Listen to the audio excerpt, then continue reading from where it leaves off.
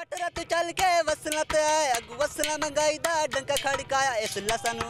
ईद कुर्बान करीब आते ही मुल्क भर में सब्जियों और हरे मसाले की कीमतें आसमान को छूने लगी।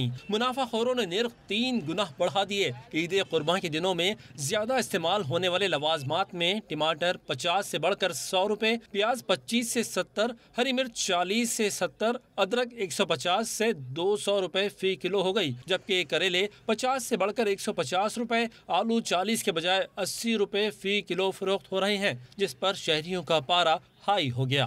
सब्जी का रेट जो है ना ये को थोड़ा तेज है इन दिनों में, ईद आ रही है ना, इसकी वजह से थोड़ा सा तेज आ रहा है। गरीब आदमी कुछ भी नहीं खरीद सकता, अभी लगा लो चाहे 10 साल बाद लगा लो। जो बड़ा इन्वेस्टमेंट है, स्टोर बनाए हुए हैं, ये रेडियो वाले कुछ नहीं कर सकते रेट का।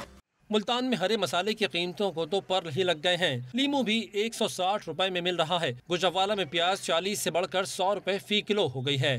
दादू में टमाटर का मुंह लाल हुआ, 60 के बजाय 120 रुपए फी किलो में मिलने लगा। कबीरवाला में एक शहरी हरे मसाला जात की महंगाई का गुलकारी के जरिए इजहार करता नजर आया।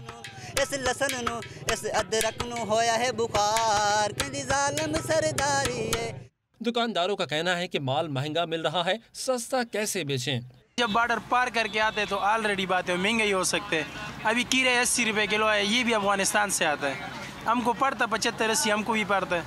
शहरियों का मुतालबा है कि महंगाई के इस दौर में हुकूमत मुंह का निवाला छीनने के बजाय रिलीफ के लिए इक़दाम करे।